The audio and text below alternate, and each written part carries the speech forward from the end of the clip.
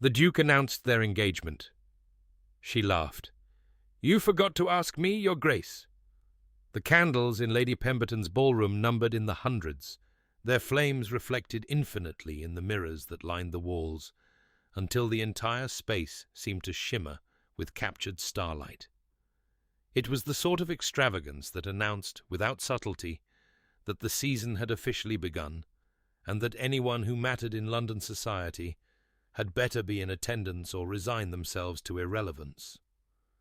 Rosalind Blackwood stood near the refreshment table, her dance card conspicuously empty, and watched the glittering crowd with the detached amusement of a naturalist observing exotic fauna.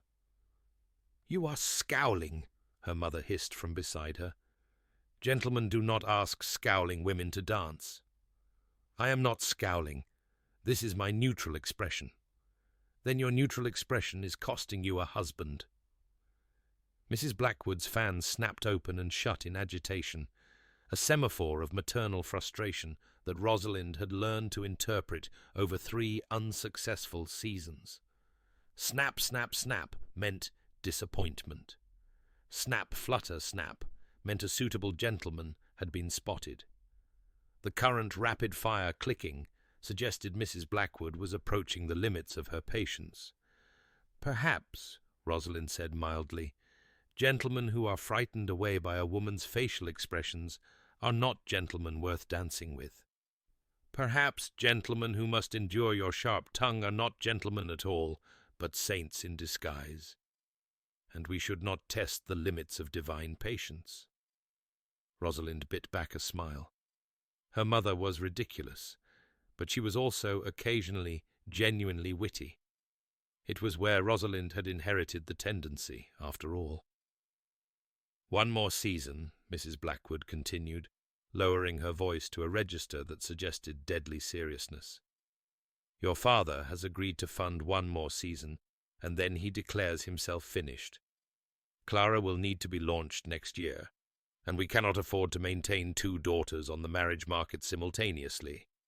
If you do not find a husband by summer's end, Rosalind, your dowry goes to your sisters, and you will spend your remaining years knitting caps for the poor with your Aunt Hermione in Bath." The threat was not new, but it landed with fresh weight this evening.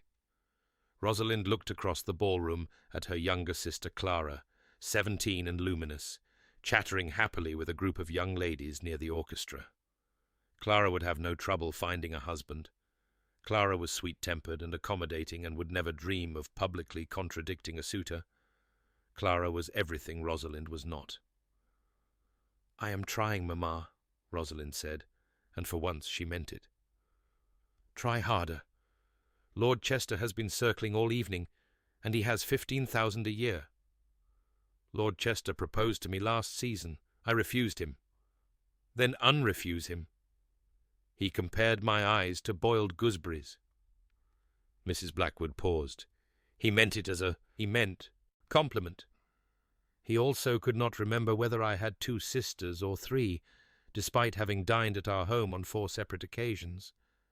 He thought Beatrice was a spaniel. We do have a spaniel named Beatrice. We have a spaniel named Biscuit, and a daughter named Beatrice, and Lord Chester could not distinguish between them." Rosalind's jaw tightened. "I will not marry a man who cannot be bothered to learn the names of my family. I have some standards." "Standards are a luxury, my dear." Mrs. Blackwood's voice softened slightly, a rare concession to tenderness. "I know you dream of something more than a practical match. I dreamed of it too at your age.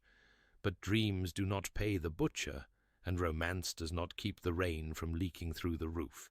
Find a man who is kind enough and wealthy enough, and learn to be content. That is the most any woman can reasonably expect." Before Rosalind could respond, her mother's fan began its telltale flutter. Snap, flutter, snap. "Lord Chester approaches. Smile. And for heaven's sake, think of something pleasant. You have gone all pinched about the mouth." Lord Chester was indeed approaching, his round face flushed with champagne and determination. He was not an unhandsome man, Rosalind allowed, if one appreciated the aesthetic of an overfed partridge. His waistcoat strained across his midsection, and his cravat had been tied in a style that had been fashionable approximately 3 seasons ago. "Miss Blackwood!" He executed a bow that threatened the structural integrity of his buttons. "What a pleasure to see you again. You are looking very, very—" He squinted at her. "Green. This evening. Very green." "It is the colour of my gown," Rosalind said. "How observant of you." Lord Chester beamed as though she had complimented his intelligence. "I wonder if I might request the honour of the next dance. The waltz, I believe." Rosalind opened her mouth to refuse politely. She had every intention of being polite, but her mother's heel came down discreetly on her toe. "My daughter would be delighted," Mrs. Blackwood said. The waltz was interminable. Lord Chester's hands were damp, his sense of rhythm was approximate at best, and his conversational efforts were limited to observations about the weather. "Quite fine, is it not? The refreshments. The lobster patties are exceptional. And his own estate. 12 bedrooms, you know, not counting the servants' quarters." "How lovely," Rosalind managed. "And do you enjoy living there?" "One does not enjoy an estate, Miss Blackwood. One manages it." He puffed up importantly. "I manage mine with great efficiency. My tenants know their place. My servants know their place. Everything runs precisely as it should." "And where would my place be were I to marry you?" Lord Chester looked startled, as though the question had never occurred to him. "Why, managing the household, of course, producing heirs, the usual womanly duties." He frowned. "You would not interfere?" "With estate matters, naturally. Women have no head for such things." "Naturally," Rosalind repeated flatly. "I am pleased we understand each other." Lord Chester smiled, revealing teeth that had recently made the acquaintance of the lobster patties. "You know, Miss Blackwood, I have been thinking about our future quite seriously. After your rejection last season, which I attributed to maidenly nerves, I resolved to give you time to reconsider, and now that time has passed, I find myself prepared to renew my addresses." Rosalind's stomach dropped. "Lord Chester—" No, allow me to finish. I have rehearsed this." He cleared his throat. "Miss Blackwood, Rosalind, your fortune is substantial. Your breeding is acceptable, and your face is not unpleasant. I believe we would suit admirably. I am prepared to overlook your advanced age and your reputation for being—" He paused delicately. "Difficult. In return, I expect a well-run household, a son within the first 2 years, and no arguments about the household budget. What say you?" They had stopped dancing. Rosalind realized they were standing in the middle of the floor, while couples swirled around them, and Lord Chester was gazing at her with an expression of supreme confidence. He genuinely expected her to say yes. He expected her to be grateful. Something hot and reckless kindled in Rosalind's chest. "Lord Chester," she said clearly, "I would not marry you if you were the last man in England. I would not marry you if refusing meant spending my remaining years knitting caps in Bath. I would not marry you if you came with 20,000 a year and a personality to match." She stepped back from his limp fish grip. "You have no idea what my favorite flower is, or what book I am reading, or what I think about anything at all. You do not want a wife. You want a housekeeper you can bed. Find another woman to fill the position."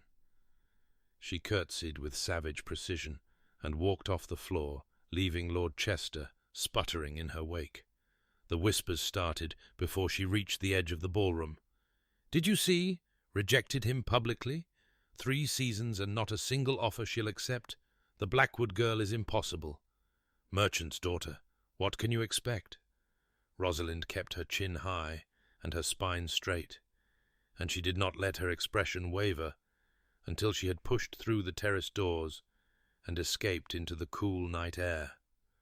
Only then did she allow herself to sag against the balustrade, pressing her gloved palms to the cold stone. Stupid. That had been so unforgivably stupid. She could not afford to make enemies, not in her position. The Ton already looked down on her for her father's trade origins, tolerated her only because of her substantial dowry, and her mother's relentless social climbing. She had just handed them ammunition for 100 drawing-room conversations. Difficult, sharp-tongued, ungrateful. Perhaps they were right. Perhaps she was impossible. Perhaps her standards were unreasonable, her expectations foolish, her dreams of genuine connection nothing but girlish fantasy. Perhaps she should go back inside, find Lord Chester, apologize prettily, accept his offer, and resign herself to a life of producing heirs and not arguing about household budgets. The thought made her want to cast herself off the balcony. Rosalind closed her eyes and listened to the distant strains of music, the murmur of the garden below, the rustle of leaves in the evening breeze. The terrace was mercifully empty. Most guests preferred the stifling crush of the ballroom to the chill of April night air. She would allow herself 5 minutes of self-pity, she decided. 5 minutes to mourn the future she would probably never have. Then she would go back inside, endure her mother's recriminations, and begin the grim work of settling. "You are blocking the most advantageous view of the garden." The voice came from her left, deep and cool and completely unexpected. Rosalind's eyes flew open. A man stood in the shadows at the far end of the terrace, tall and broad-shouldered, his dark evening clothes rendering him nearly invisible against the unlit portion of the balcony. She had not noticed him when she came outside, had been too consumed with her own humiliation to observe her surroundings. Foolish, dangerous even. She was alone with a strange man in the darkness. "I beg your pardon," she said stiffly. "I did not realize the terrace was occupied." "Evidently." He stepped forward into the light spilling from the ballroom windows, and Rosalind got her first clear look at him. Her breath caught. He was not handsome, not in the soft, symmetrical way that portrait painters favored. His face was too angular, too severe, all sharp planes and hard edges. His jaw could have been carved from granite. His brows were dark slashes that gave him a permanent expression of stern disapproval. His hair was black, but silver threaded through his temples in a way that suggested either advanced age or significant worry, and given the lines of his face, she suspected the latter. But his eyes were what arrested her. Grey as storm clouds, grey as steel, grey as winter dawns. They fixed on her with an intensity that made her feel pinned, catalogued, assessed. She had seen this man before. She knew she had. But where recognition struck like lightning. The Duke of Thornfield, the Iron Duke. Every unmarried woman in London knew his face, his reputation, his eligibility. He was one of the wealthiest men in England, his bloodline impeccable, his influence immense. He was also, by all accounts, cold as a marble statue and approximately as romantic. In the decade since he had assumed his title, he had never once been linked to any woman, not a mistress, not a flirtation, not even a casual dance partner at a ball. The Ton had concluded he was either heartless, uninterested in women entirely, or holding out for a royal princess. And he was standing on this terrace looking at Rosalind as though she were an interesting puzzle he intended to solve. "Your Grace," she managed, dropping into a curtsy. Her heart was pounding. Why was her heart pounding? He was just a man. An insufferably important man, but a man nonetheless. "Forgive me for intruding on your solitude."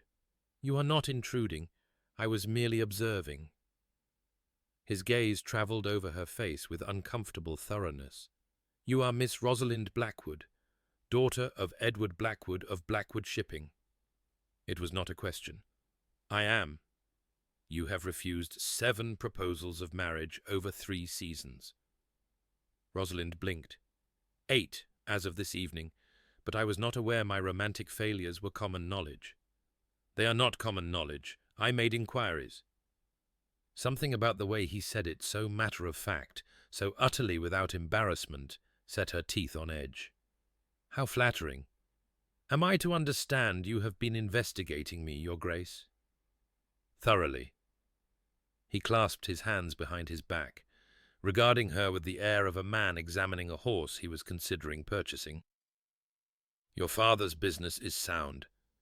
Your dowry is substantial but not extraordinary. Your mother is the daughter of a minor baronet, giving you a tenuous claim to gentility. You are educated beyond what is typical for women of your station. You read Greek, I am told, and have opinions about parliamentary reform. I also have opinions about men who recite my particulars as though reading from a ledger. The corner of his mouth twitched. It might have been amusement. It might have been indigestion. With that face, it was impossible to tell. You are also, he continued, as though she had not spoken, 24 years old, which puts you at the outer edge of marriageable age. You have a reputation for being sharp-tongued and ungovernable. You have rejected multiple suitors who were, on paper, perfectly acceptable matches. He paused. The question I find myself asking is, why? Rosalind stared at him. I beg your pardon? Why did you reject them?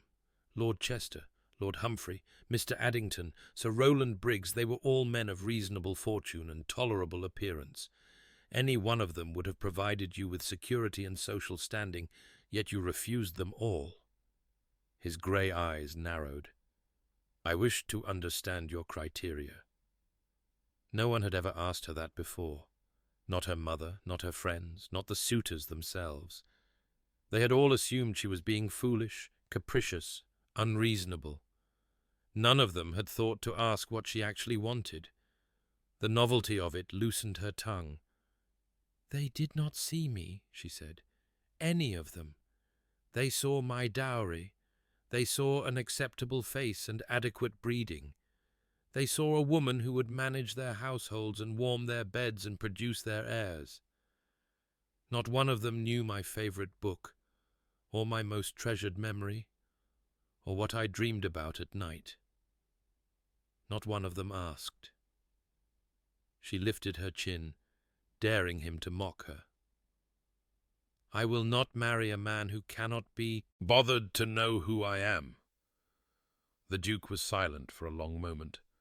His expression remained impassive, but something shifted in those grey eyes, a flicker of something she could not name. An unusual perspective, he said finally. Most women of your station would consider security sufficient grounds for marriage. I am not most women. No. His gaze held hers. You are not.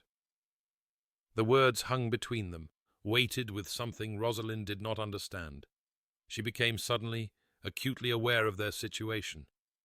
Alone on a darkened terrace, standing close enough that she could smell his cologne, something subtle and expensive, sandalwood and bergamot, while the ballroom glittered behind them like a world apart. She should leave. She should absolutely leave. Why are you asking me these questions? She demanded instead. Why did you investigate me? What possible interest could the Duke of Thornfield have in a merchant's daughter who cannot manage to secure a husband? I should think that would be obvious. It is not. He inclined his head, a gesture of acknowledgement. Very well. I shall be direct. He paused, and for the first time something that might have been uncertainty crossed his features. Miss Blackwood, I find myself in need of a wife. Rosalind's heart stuttered. I beg your pardon? A wife, he repeated, as though she had not heard clearly. I have a young ward, my cousin's daughter, who will need to be presented to society in a few years. My aunt, the Dowager Duchess, has made it clear that no proper household can launch a young lady without a duchess at its head. Additionally, I require an heir, as is customary for men of my position. I have therefore concluded that marriage is necessary."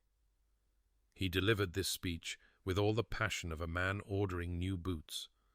Rosalind felt her jaw slackening. "And you have decided," she said slowly, "that I should be this wife. You meet my criteria. You are intelligent. I have no patience for stupid women. You are wealthy enough that no one can accuse me of fortune hunting, which would be tedious. You are beautiful, which will make the production of heirs less onerous." He said this with the same matter-of-fact tone he might use to describe the weather. "And most importantly, your repeated rejections of romantic proposals suggest you are practical rather than sentimental. I have no interest in a wife who will expect love from our arrangement. I require a partnership based on mutual benefit and rational expectations." Rosalind opened her mouth, closed it, opened it again. No sound came out. The Duke of Thornfield was proposing to her. The Duke of Thornfield, one of the most powerful men in England, a man who could have his pick of any eligible woman in the kingdom, was standing on this terrace and offering her a marriage of cold, calculated convenience. And he thought she would accept because she was practical, because he had concluded from her rejections of men who did not see her that she did not actually want to be seen at all. The laugh escaped before she could stop it, a sharp, incredulous bark of genuine mirth. The Duke's brows drew together. "I fail to see the humour." "Of course you don't." Rosalind pressed a hand to her mouth, trying to contain her laughter and failing miserably. "Your Grace, I refused those men because they treated marriage as a transaction, because they saw me as a set of criteria to be evaluated rather than a person to be known.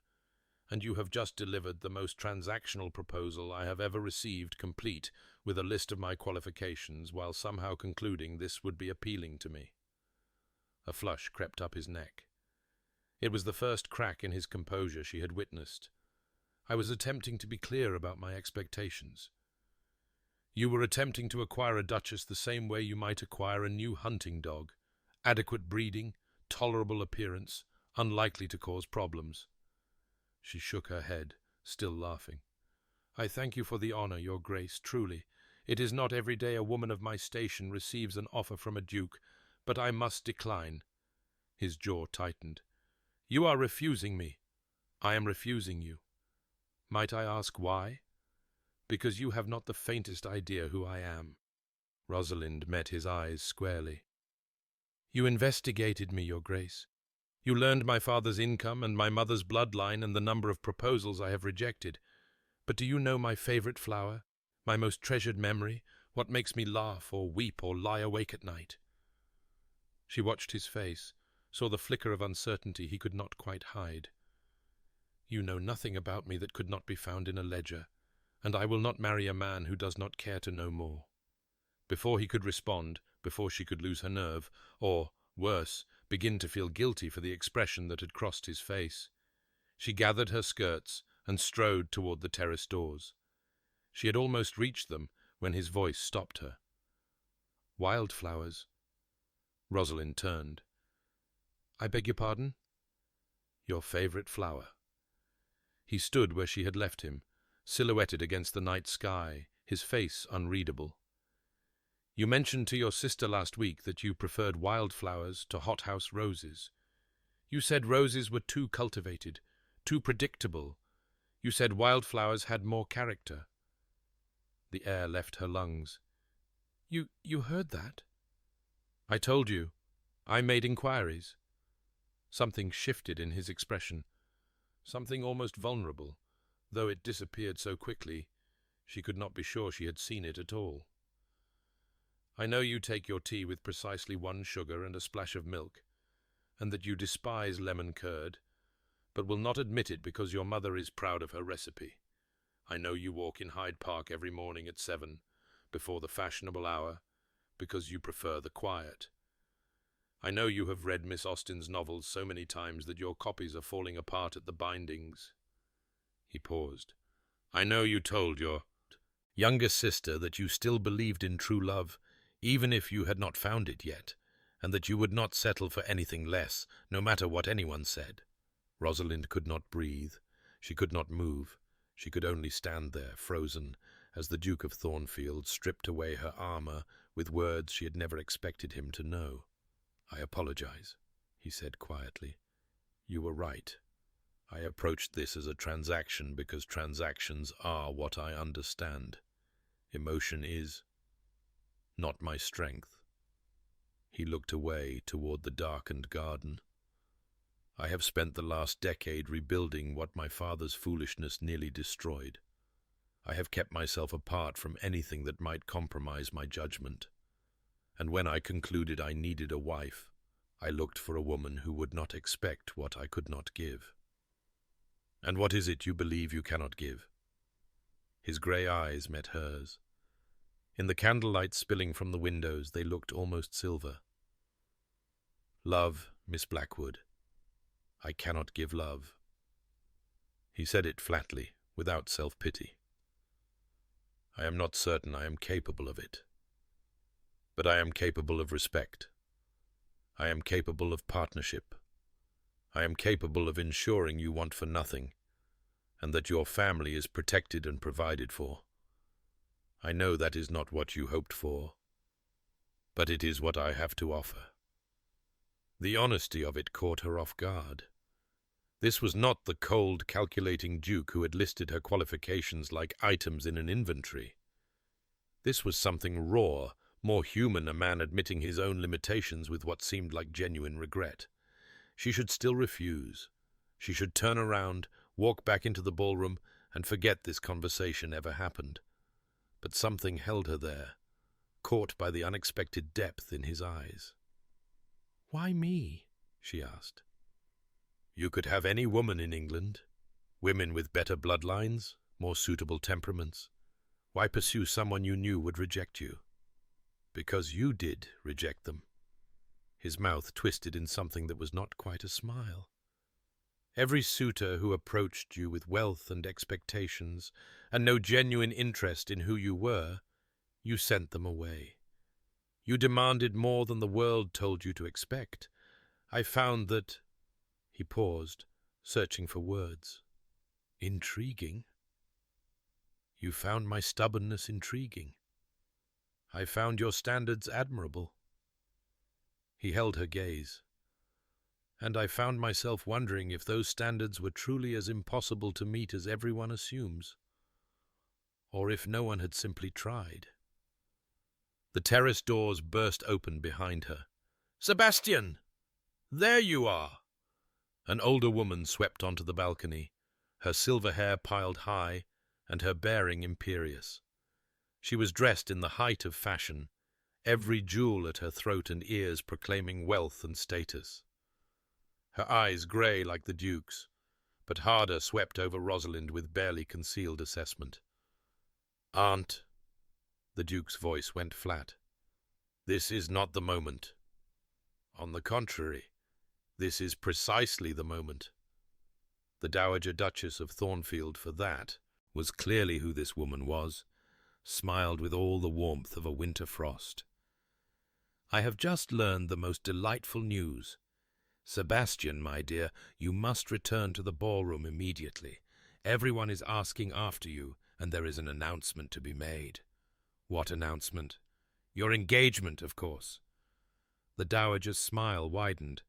"News of your courtship of Miss Blackwood has been circulating for weeks. Your inquiries were hardly subtle, my dear, and I have taken the liberty of confirming the happy news to Lady Pemberton. She is thrilled to host the announcement at her ball." Rosalind's blood ran cold. "I have not agreed." "Come, come, no need for maidenly protests." The Dowager linked her arm through Rosalind's, her grip surprisingly strong. "A duke does not investigate a woman so thoroughly unless his intentions are fixed, and a woman in your position can hardly refuse such an advantageous match. The announcement will take place in 10 minutes. Try to look pleased, my dear. It is unbecoming to appear anything less than delighted when one has secured the greatest catch of the season." "Aunt!" The Duke's voice cracked like a whip. "Release her, now!" "Don't be tiresome, Sebastian. You know as well as I that you need a wife, and this girl will do as well as any other. Better, really, she has money and some looks, and she seems robust enough to breed well. The announcement has already been made in all but name. To retract it now would be a scandal." "I do not care about scandal." "But you do care about Charlotte." The dowager's voice dropped, turning silky and dangerous. "Your ward is at a delicate age, Sebastian. Any hint of impropriety surrounding your household, any suggestion that you are the sort of man who trifles with young women's reputations on darkened terraces, would make her presentation to society difficult." The Duke went still. Rosalind felt the trap closing around them both. The dowager was a masterful manipulator. She could see that now. The woman had orchestrated this entire scenario, perhaps even engineered Rosalind's escape to the terrace. Knowing her nephew would be there all to force a match she had decided was suitable. And she was using a young girl as leverage. "You are contemptible," Rosalind said quietly. The dowager's eyes glittered. "I am practical, Miss Blackwood, a trait you ought to appreciate given your situation." She tugged Rosalind toward the doors. "Now, let us proceed to the ballroom. The ton is waiting, and it would not do to keep them." The next few minutes passed in a blur of candlelight and faces. Rosalind was aware of the Duke walking behind them, his expression thunderous, his attempts to intervene smoothly, deflected by his aunt's stream of chatter. She was aware of her own mother's face, first confused, then slowly dawning with incredulous delight as the dowager swept past her with a whispered explanation. She was aware of the orchestra falling silent, of Lady Pemberton ascending the dais at the end of the ballroom, of hundreds of eyes turning toward her with curiosity and envy and barely veiled malice. "My lords, ladies and gentlemen," Lady Pemberton announced, her voice carrying across the suddenly hushed room. "It is my very great pleasure to share the most wonderful news. His Grace, the Duke of Thornfield, has asked me to announce his engagement to Miss Rosalind Blackwood." The room erupted. Gasps, whispers, a smattering of applause. Rosalind felt the weight of every gaze pressing down on her like a physical force. This could not be happening. This could not actually be happening. The Duke stepped forward, his face arranged in a mask of formal courtesy that did not quite hide the tension around his eyes. He reached for her hand to kiss it, presumably, or to make some gesture of affection for the crowd. And something in Rosalind snapped. She began to laugh. It started as a giggle, almost hysterical, but it quickly grew into something fuller, richer, genuine mirth bubbling up from a place beyond fear or propriety. She laughed until tears pricked at her eyes, until gasps of shock rippled through the assembled guests, until the Duke stood frozen before her with his hand extended and his expression utterly confounded. "Miss Blackwood." "Forgive me," she managed, pressing a hand to her stomach. "Forgive me, but I find I cannot help myself." She straightened, met his grey eyes, and smiled with all the sweetness she did not feel. "Your Grace, I believe you have forgotten something rather essential." His brow furrowed. "And what would that be?" "You forgot to ask me." She let the words carry across the silent ballroom, clear and bright and absolutely devastating. "You forgot to ask me, Your Grace." The silence that followed was deafening. Rosalind watched as the colour drained from the Duke's face, as the implications of her words sank in. She watched the dowager's expression curdle from satisfaction to fury. She watched the tone exchange glances of scandalized delight, already composing the gossip they would spread to every drawing-room in London by morning. She should be terrified. She had just publicly humiliated one of the most powerful men in England, but instead she felt free. "There has been no proposal," she continued, her voice carrying through the crystal-clear acoustics of the ballroom. "His Grace has not asked for my hand. He has not received my acceptance, and I am afraid I cannot be party to an engagement that does not, in fact, exist." The Duke's jaw worked. For a long moment he simply stared at her, and Rosalind braced herself for fury, for cold dismissal, for the sort of aristocratic contempt that could destroy her family's social standing with a single word. Instead, something extraordinary happened. The corner of his mouth twitched. "You are quite right," he said slowly. "I did forget." He turned to face the crowd, and when he spoke again, his voice carried the same weight of authority he must use in the House of Lords. "My aunt has acted prematurely. There is no engagement, not because Miss Blackwood is unwilling, but because I have not yet proven myself worthy of her hand." Murmurs rippled through the crowd. Beside her, Rosalind heard the dowager make a strangled sound of outrage. "Miss Blackwood has made clear that she expects to be truly known before she will consider matrimony." The Duke's grey eyes found hers, and in them she saw something she had not expected: respect, and beneath it a glimmer of challenge. "It seems I have been too focused on efficiency, and not enough on earning her regard. I intend to rectify that error." He stepped closer, lowering his voice so only she could hear. "You have humiliated me before the entire ton, Miss Blackwood. It is the first time in my adult life anyone has dared." His gaze held hers. "I find I am not as angry as I should be. You should be furious." "I should be." His voice dropped further, barely a murmur. "Instead, I find myself thinking that any woman bold enough to laugh at a duke in front of 500 witnesses is a woman worth understanding." He stepped back, raising his voice once more for the benefit of the room.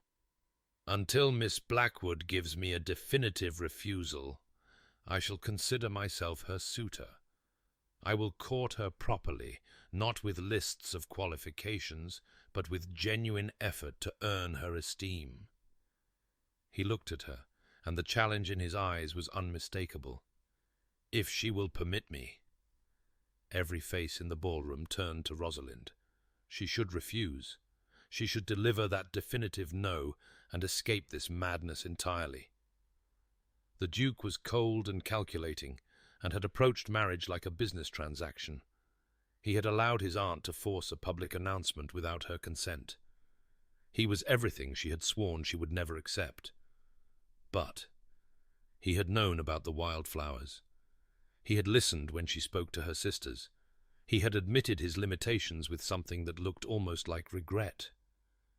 And he had just, in front of everyone who mattered in London, accepted her challenge instead of retaliating against her humiliation.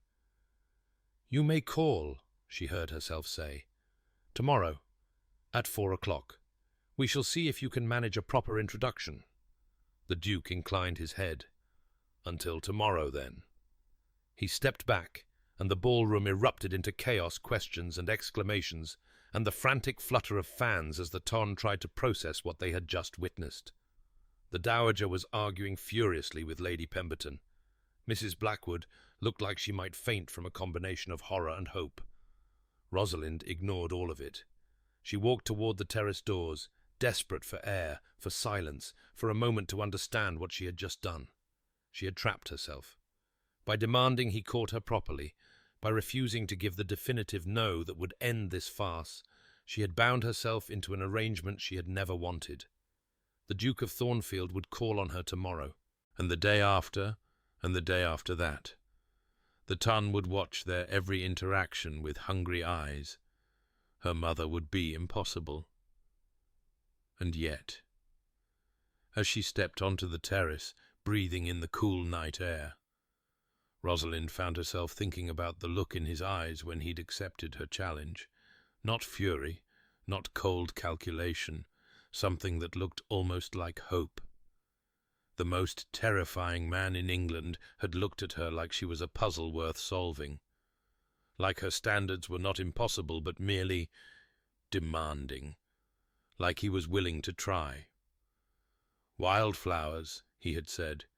"You prefer wild flowers to roses." She leaned against the balustrade, where their conversation had begun barely an hour ago, though it felt like a lifetime. Below her, the garden stretched out in moonlit shadows, fragrant with spring blooms she could not see but only sense. What had she done? What was she about to do? From inside, she heard the orchestra strike up again a waltz, lilting and romantic, utterly at odds with the chaos of the evening. She should go back inside. She should find her mother, endure the interrogation, begin preparing for whatever came next. Instead, she stayed on the terrace, watching the stars emerge one by one in the darkening sky. Tomorrow, the Duke of Thornfield would call. Tomorrow, her impossible standards would be put to the test by a man who had never, by his own admission, given love to anyone. Tomorrow, she would begin to discover whether the Iron Duke could melt. And despite everything, despite her fear, her frustration, her certainty that this was madness, Rosalind found that she was curious. Just a little, just enough. The clock in the Blackwood drawing-room had never ticked so loudly. Rosalind sat rigidly in the chair by the window, her needlework abandoned in her lap, watching the street below with a combination of dread and anticipation that made her stomach churn. It was 4:45. In 15 minutes, the Duke of Thornfield would arrive for his first official call, and she had no idea what to expect. "Stop fidgeting," her mother commanded from the settee, where she was arranging and rearranging the tea service for the 4th time. "You look like a woman awaiting execution, rather than a courtship call from the most eligible man in England." "Perhaps because I feel like a woman awaiting execution." "Nonsense. You feel like a woman who has been handed an extraordinary opportunity and is too stubborn to appreciate it." Mrs. Blackwood adjusted the angle of the sugar bowl by approximately 1 degree. "Do you know how many mothers in London would commit actual crimes to secure what you have stumbled into? The Duke of Thornfield courting their daughter? It is the stuff of fairy tales. Fairy tales rarely begin with public humiliation and coerced announcements. Details." Her mother waved a dismissive hand.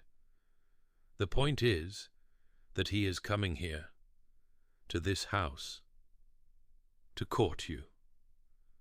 Whatever happened at that ball, he has clearly decided you are worth pursuing. All you must do is not ruin it." Rosalind bit back a sharp retort. She had spent most of the night lying awake, replaying the events of Lady Pemberton's ball in excruciating detail. The Duke's cold proposal, her laughter, the Dowager's machinations, and then, inexplicably, the Duke's acceptance of her challenge, his declaration that he would court her properly, that he would prove himself worthy. She still did not understand why he had done it. Any other man in his position would have been furious. He could have destroyed her with a word, a look, a well-placed rumour. Instead, he had turned her rejection into an invitation, transformed his humiliation into an opportunity. Either he was mad, or he was playing a game she did not yet comprehend. "Rosalind." Her mother's voice had softened, and when Rosalind looked up, she found Mrs. Blackwood watching her with an expression that was almost sympathetic. "I know this is not what you imagined. I know you wanted romance and grand passion and all those things young women dream about. But sometimes the greatest loves begin as the most unlikely partnerships. Give him a chance. That is all I ask." Before Rosalind could respond, the sound of carriage wheels on cobblestones drew her attention back to the window. A gleaming black coach had pulled up before the house, drawn by a matched pair of grey horses that probably cost more than her father earned in a year.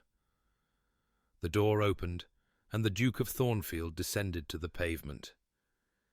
He was dressed immaculately in a dark blue coat that emphasized the breadth of his shoulders, his cravat tied in a style that managed to be both fashionable and understated. In his hands he carried a small bouquet of flowers, wildflowers. Rosalind's breath caught. He had actually remembered. He had gone out of his way to procure wildflowers, delicate bluebells, and white wood anemones, and sprigs of wild violet, instead of the hothouse roses that any other suitor would have offered. "Oh, how charming," her mother murmured, craning to see. "Is that of those wild flowers? How unconventional." "They are my favourite," Rosalind heard herself say. Mrs. Blackwood turned to stare at her. "Since when?" "Since always. I mentioned it to Clara last week." "And he knew this?" Her mother's eyes widened. "He knew this, and he actually procured them? From where? It is April, wildflowers are hardly in season." The knocker sounded, and Mrs. Blackwood's questions dissolved into a flurry of activity. She smoothed her skirts, pinched colour into her cheeks, and arranged herself on the settee with an expression of studied, casual welcome. "Remember," she hissed at Rosalind, "you are pleased to see him. Not pleased, exactly, that would be too eager, but graciously receptive. And for heaven's sake, try to smile without looking like you are baring your teeth." The butler appeared in the doorway. "His Grace, the Duke of Thornfield." And then he was there. The drawing-room, which had always seemed perfectly adequate in size, suddenly felt impossibly small. The Duke's presence filled the space in a way that had nothing to do with his physical dimensions and everything to do with the sheer force of his personality. Those grey eyes swept the room once, cataloguing everything, before settling on Rosalind with an intensity that made her pulse quicken. "Mrs. Blackwood, Miss Blackwood." He bowed with precise formality. "Thank you for receiving me." "Your Grace." Mrs. Blackwood's voice had achieved a register of breathless delight that Rosalind had never heard before. "What an honour! Please do sit down. Tea will be served momentarily. We are so very pleased." "These are for you," the Duke said, cutting through her mother's chatter as though it did not exist. He crossed the room and held out the wildflower bouquet to Rosalind. "I was told you prefer them to cultivated blooms." "I do." Rosalind accepted the flowers, acutely aware of the brush of his gloved fingers against hers. "Though I confess I am curious how you procured them. It is rather early in the season. I have a conservatory at Thornfield House. My gardener was persuaded to cultivate some specimens specifically for this purpose." The corner of his mouth twitched. "He thought I had gone mad. I believe his exact words were, 'Weeds, Your Grace. You want me to grow weeds intentionally.'" Rosalind felt her lips curve despite herself. "And what did you tell him?" "I told him that weeds were merely flowers that had not yet been properly appreciated, and that I was attempting to become the sort of man who could recognize value where others saw only nuisance." The words hung between them, weighted with meaning that went far beyond horticulture. Rosalind found herself holding his gaze, searching those grey depths for some hint of mockery or manipulation. She found only steady sincerity. "That is," she hesitated, "that is surprisingly philosophical, Your Grace. I have had a great deal of time to think since last evening." He settled into the chair across from her, his posture formal but his eyes never leaving her face. "I realized I approached you with a strategy suited for a business negotiation rather than a courtship. I treated you as a problem to be solved rather than a person to be known. You were right to reject such an approach." Mrs. Blackwood made a small sound of astonishment. Rosalind suspected it was the first time she had ever heard a duke admit to being wrong about anything. "I am here to remedy that error," the Duke continued. "If you will permit me, I would like to begin again, not with lists of qualifications or discussions of mutual benefit, but with conversation. He said the word as though it were slightly foreign, a language he was still learning to speak. I believe the customary approach is to ask after your interests and share something of my own, though I confess the process feels inefficient. Courtship is not meant to be efficient, Your Grace. So I am learning. He paused, and something shifted in his expression, a crack in the facade of noble composure. May I be frank with you, Miss Blackwood? I rather thought you already were. More frank, then. He leaned forward slightly, lowering his voice so that her mother, straining to hear from across the room, could not make out his words. I have never courted anyone. I have never wished to. The women who have been presented to me as suitable matches have uniformly been polished, practiced. They say what they believe I wish to hear and hide whatever genuine thoughts they might possess behind layers of social performance. His grey eyes held hers. You laughed at me in front of 500 people. You told me I was treating marriage like a business transaction, and you refused to participate in my acquisition strategy. It was the most honest interaction I have had with a woman in over a decade. Rosalind's heart was doing something complicated in her chest. And you found that appealing? I found it terrifying. His voice was quiet, intense. I have spent my entire adult life maintaining control of my estates, my investments, my emotions, my reputation. You disrupted all of that with a single laugh. I should have walked away, found a more compliant candidate, resumed my original strategy. He paused. Instead, I find myself unable to stop thinking about you. It is extremely inconvenient. The tea arrived, carried by a maid who seemed utterly oblivious to the charged atmosphere in the room. Mrs. Blackwood swooped in to manage the pouring, filling the silence with chatter about the weather, the upcoming social calendar, the delightful quality of the tea leaves. Rosalind barely heard any of it. The Duke of Thornfield, the Iron Duke, the coldest man in England, had just admitted that she terrified him, that she had disrupted his carefully controlled existence, that he could not stop thinking about her. It should not have pleased her as much as it did. "Tell me about your ward," she heard herself say, when the tea had been distributed and her mother had reluctantly subsided into silence. "Lady Charlotte, how old is she?" Something flickered across the Duke's face, surprise, perhaps, that she had remembered the girl's existence. "She is 14, nearly 15 now. Her parents, my cousin and his wife, died of fever 2 years ago. I became her guardian by default." "By default?" There was no one else. His voice was flat, but Rosalind detected something beneath the surface, guilt, perhaps, or regret. Her maternal family wanted nothing to do with her. The Ashworths considered her father's branch of the family somewhat disreputable. I was the only option. "And how does she fare? Being uprooted from her home, losing her parents, being placed in the care of a stranger that must be tremendously difficult for a young girl." The Duke's jaw tightened. "She is provided for. She has the best governesses, the finest tutors, every material comfort." "That is not what I asked." He was silent for a long moment. When he spoke again, his voice was quieter, stripped of its formal authority. "She is not happy. I am aware of that. I do not know how to reach her. She was close to her parents, and losing them devastated her. I have tried to give her structure, stability, routine. She responds with silence and avoidance." He looked away toward the window. "I suspect she would have preferred almost any other guardian." "Have you spent time with her? Talked with her about her parents, her memories, her feelings?" He hesitated. "I am not skilled at such conversations." "Then perhaps that is where you should begin."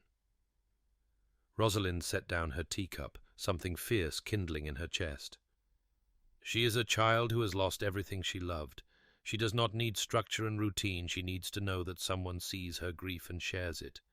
She needs to feel less alone. The Duke's grey eyes met hers, and in them she saw something unexpected: vulnerability. "And how does one accomplish that precisely? I did not have the sort of childhood that taught me to navigate such things." "What sort of childhood did you have?" The question hung between them. Mrs. Blackwood had gone very still on the settee, her teacup frozen halfway to her lips. "An educational one," the Duke said finally. "My father was a romantic.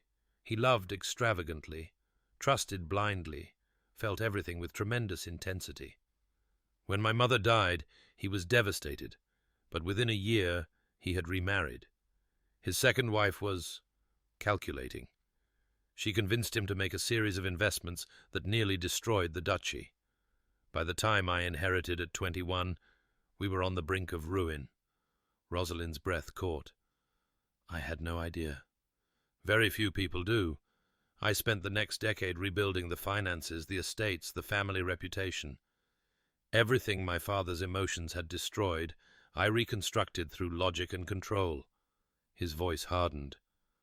"I learned that sentiment was weakness, that love made men foolish, that the only way to protect what mattered was to keep feeling at arm's length." "And so you decided to marry without love?" "I decided to marry sensibly, to choose a partner based on practical considerations rather than emotional ones, to protect myself and any children I might have from the devastation I witnessed in my own family." He met her eyes. "You must understand, Miss Blackwood, I am not cold by nature. I made myself cold because the alternative seemed too dangerous." The confession cracked something open in Rosalind's chest. She had assumed his distance was arrogance, his efficiency disdain. She had not considered that it might be armor, carefully constructed protection against the kind of pain that had shaped him. "That sounds very lonely," she said softly. "It is effective." "That is not the same thing." His gaze held hers, and for a moment the masks between them dropped entirely. She saw him not. The Duke, not the Iron Man, but Sebastian Ashworth, a boy who had watched his father's love destroy everything, who had rebuilt an empire through sheer force of will, who had never allowed himself to want what he feared most. "No," he admitted, "it is not." The clock on the mantel chimed 5, breaking the spell. Mrs. Blackwood stirred, social instinct overriding her fascination with the conversation she had been witnessing. "My goodness, how time flies! Your Grace, you must stay for dinner. I insist. Mr. Blackwood will be home shortly, and I know he would be delighted to make your acquaintance properly." "I would be honored," the Duke said, rising from his chair. "But I should not like to impose. Another time, perhaps." He turned to Rosalind, and something in his expression had shifted, a warmth that had not been there before, tentative, but real. "Miss Blackwood, might I call again tomorrow? There is still much I wish to learn about you." "Yes," Rosalind heard herself say. "I would like that." He bowed over her hand, his lips brushing her knuckles through the thin fabric of her gloves. The touch was formal, proper, entirely appropriate, and yet it sent a shiver through her that had nothing to do with propriety. "Until tomorrow, then." After he left, Mrs. Blackwood collapsed against the settee cushions with a dramatic sigh. "Well, that was not what I expected at all." "No," Rosalind agreed, staring at the wildflowers in her hands. "It was not." That night, alone in her room, she pressed one of the bluebells between the pages of her worn copy of Pride and Prejudice, and thought about men who built walls against love because they had seen what love could destroy. She thought about how terrifying it must be to feel that armor cracking. And she thought, with a flutter of something that might have been hope, that perhaps the Iron Duke was not so different from her after all. The courtship of the Duke of Thornfield and Miss Rosalind Blackwood became the sensation of the season, Every day brought new evidence that the Duke was utterly, systematically, almost obsessively devoted to his pursuit. He appeared at social events he had never deigned to attend before, musicales, garden parties, afternoon teas, and made a point of seeking Rosalind out for conversation. He sent wildflowers every morning, each bouquet accompanied by a brief note that revealed he had been paying attention to things she had mentioned in passing. You spoke of your love for astronomy. There is to be a meteor shower next week. Would you do me the honour of viewing it from Thornfield House? I am told the roof terrace offers excellent sightlines. Your sister Clara mentioned that you have been wanting to read the new Scott novel, but the lending library has a long waiting list. I have taken the liberty of procuring a copy. Consider it a loan, not a gift, if that makes you more comfortable accepting it. I noticed you seemed melancholy yesterday. I hope I was not the cause. If there is anything troubling you, I would consider it an honour to listen. The notes were not romantic in the traditional sense. They lacked flowery protestations and poetic declarations, but they revealed something Rosalind found far more compelling than conventional courtship language. They showed that he was watching her, learning her, making an effort to understand who she was beneath the sharp tongue and defensive wit. It was seductive in a way she had not anticipated. "He is courting you properly," Clara observed one afternoon, peering over Rosalind's shoulder as she read the latest note. "I mean really properly, like someone who actually wants to know you, not just acquire you. It seems that way. And you like him. Don't deny it, I can tell. You smile when his notes arrive. You spend ages choosing your gowns before events where you know he will be present. You actually let Mother do your hair this morning without complaining." Rosalind felt heat rise to her cheeks. "I am simply being polite. He is making an effort, and it would be churlish not to acknowledge it." Clara's knowing smile was infuriating. "And the fact that you blush whenever his name is mentioned, that is politeness as well?" "Go away, Clara." But after her sister left, Rosalind found herself staring at the note in her hands, rereading his words for the 10th time that hour. "If there is anything troubling you, I would consider it an honour to listen." No one had ever said that to her before. No suitor, no friend, not even her family. Everyone expected Rosalind to be sharp and self-sufficient, and impervious to distress. The idea that someone might want to know her troubles, might consider it an honour to share her burdens, was so foreign it almost hurt. 3 weeks into the courtship, everything changed. It began with an invitation to tea at Thornfield House, not the grand ducal residence in Mayfair, but the more intimate townhouse where the Duke actually lived when Parliament was in session. Rosalind's mother insisted on accompanying her, propriety demanding a chaperone, but Mrs. Blackwood was swiftly distracted by the Dowager Duchess, who swept her away to inspect the picture gallery with barely concealed ulterior motives. This left Rosalind alone with the Duke in the drawing-room, an arrangement that should have felt awkward, but instead felt like relief. "My aunt has some scheme in mind," Sebastian said, watching the doorway through which the 2 older women had vanished. "She has been too cooperative lately. It makes me suspicious. Perhaps she has accepted the inevitable. My aunt never accepts anything. She merely changes tactics." He turned to her, and his expression softened. "But that is a concern for another time. There is someone I would like you to meet." He led her through the house, past elegant rooms filled with priceless art and carefully arranged furniture, until they reached a door at the end of a quiet corridor. He paused with his hand on the latch. "I should warn you," he said. "Charlotte is not. She does not take well to strangers. She may be cold or dismissive. Please do not take it personally." "I understand." He opened the door. The room beyond was clearly a private sitting room, decorated in soft colours and filled with books and embroidery, and all the trappings of a young lady's sanctuary. By the window, curled in an armchair with a book in her lap, sat a girl with dark hair and grey eyes, so like the Duke's that their relationship was immediately apparent.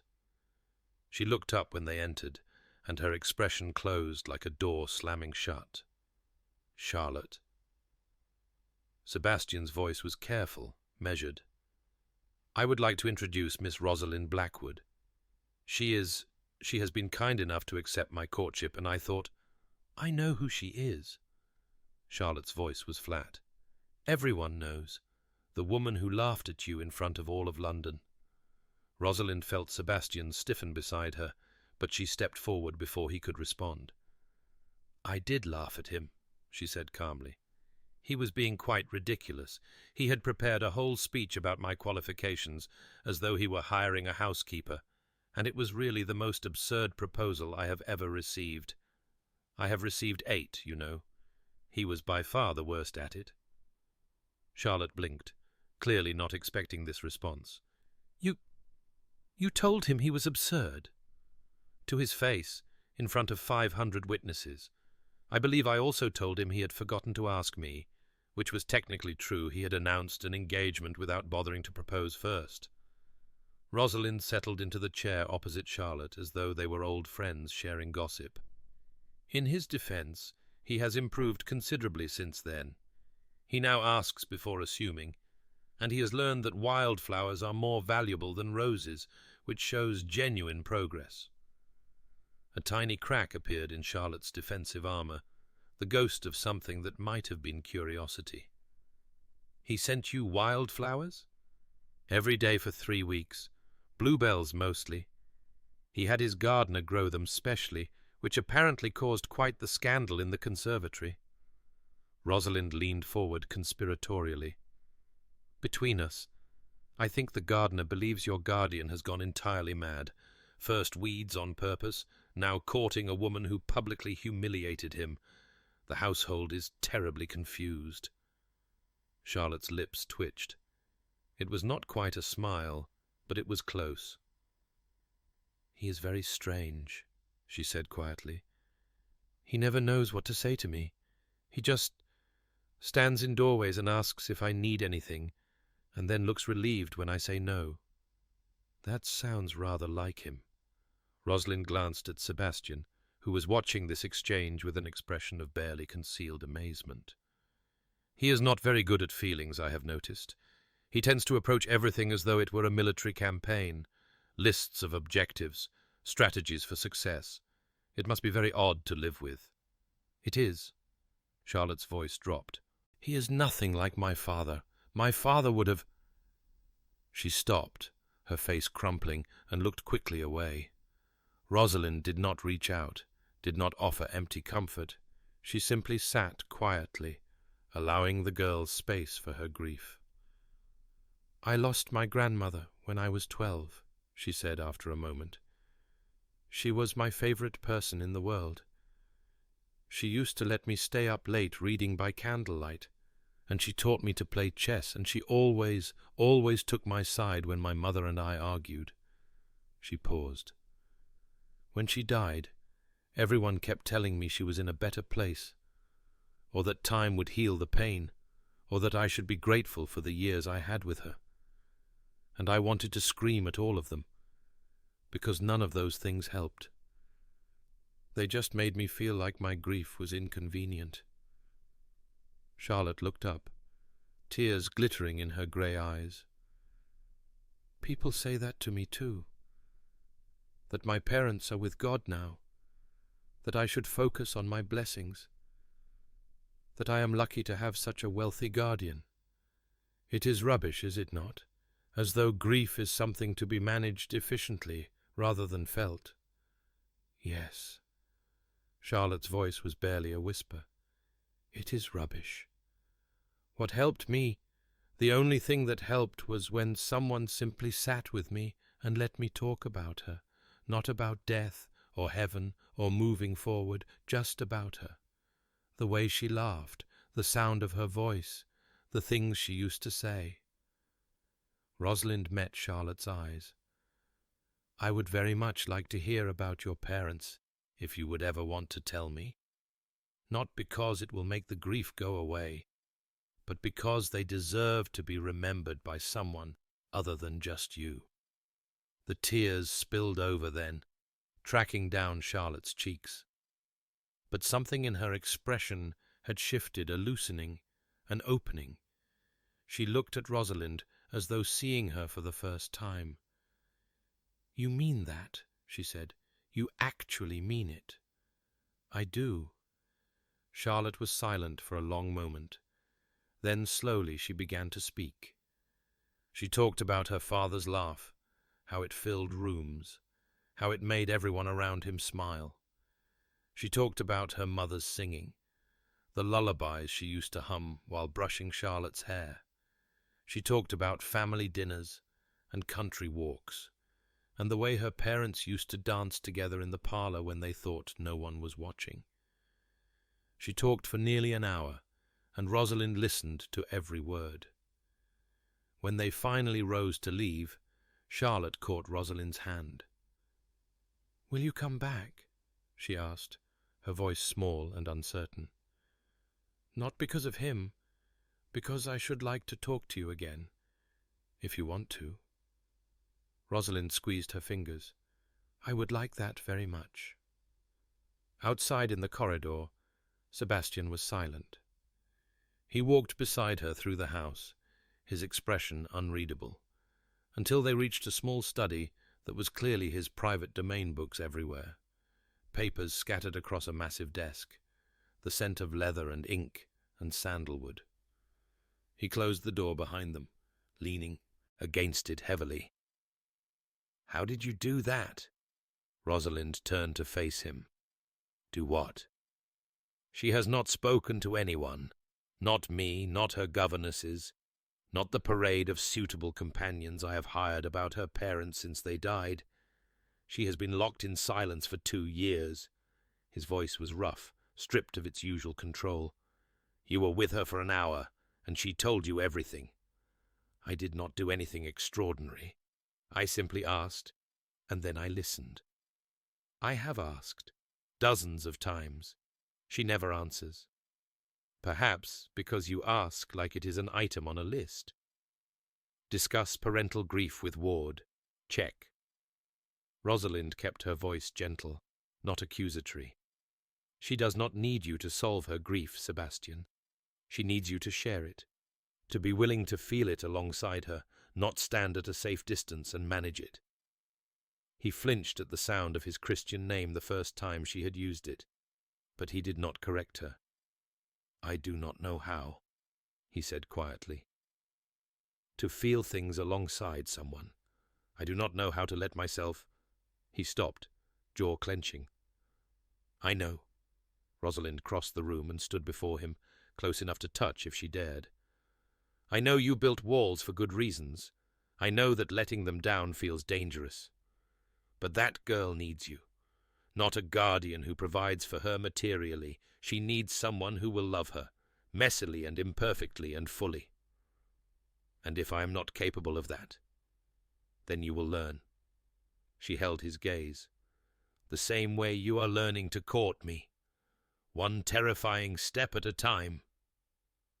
Something cracked in his expression, a breaking open of the composure he wore like armor.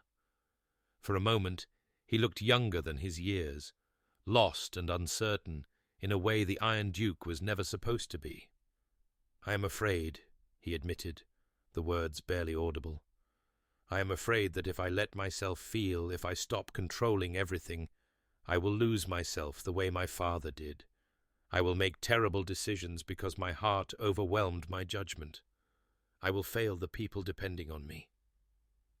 "Or," Rosalind said softly, "you will become the kind of man who can actually connect with those people, who can give Charlotte the uncle she needs, who can—" She hesitated, suddenly aware of how close they were standing, of the heat radiating from his body, of the grey eyes fixed on her face with devastating intensity. "Who can what?" His voice had dropped to a murmur. "Who can be worthy of being loved in return?" The air between them seemed to thicken, charged with something that made her pulse race. She should step back, She should preserve proper distance, maintain the boundaries of courtship, protect herself from the vulnerability she saw reflected in his eyes. She did not move. Rosalind. Her name on his lips was a prayer and a question. I am trying. I want you to know that. I am trying to be someone who deserves... The door burst open. Your Grace! A servant stood in the doorway, face pale with urgency. Forgive the interruption, but there is a matter requiring immediate attention. Lord Ashworth has arrived. He claims he has business regarding Lady Charlotte's guardianship.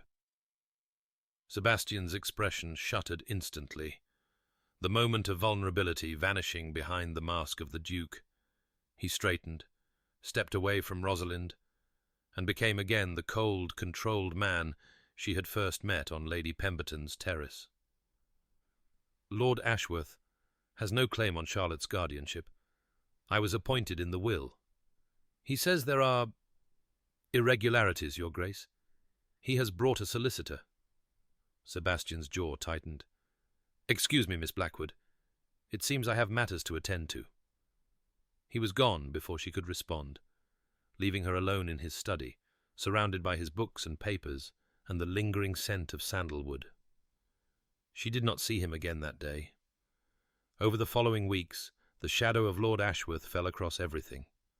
Rosalind learned the details through a combination of society gossip and Sebastian's terse explanations during the courtship calls he continued despite the crisis.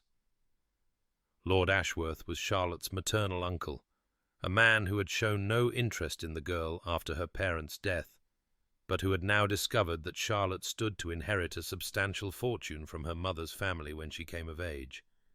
He wanted guardianship.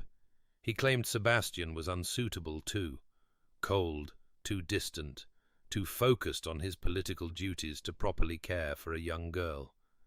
He had filed legal challenges that threatened to drag Charlotte through public proceedings that would lay bare all the private details of her grief and recovery. He does not want her, Sebastian said one afternoon, his voice tight with suppressed fury. He wants her money. If he gains control of her guardianship, he will have authority over her inheritance until she is 25. He will bleed it dry. Can you not fight him? I am fighting him. But the law is complicated, and Ashworth has powerful friends. His hands clenched at his sides. If I could show that Charlotte is thriving under my care, that she is happy and healthy and well-adjusted, it would strengthen my position. But she barely speaks to anyone except you. The household staff will testify that she hides in her room, that she has no friends, that she is grieving, Rosalind finished softly. Still grieving, because no one has allowed her to. I have failed her. The admission seemed torn from him. I should have tried harder, but I did not know how. And now you learn. Rosalind took his hand, propriety be damned. Starting today, starting now, bring her with you tomorrow when you call. Let me help. He looked at her with an expression she could not quite name. Gratitude and hope and something deeper, something that made her heart stutter.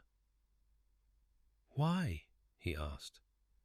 Why do you care so much about this, about her? Because I am falling in love with you, she thought.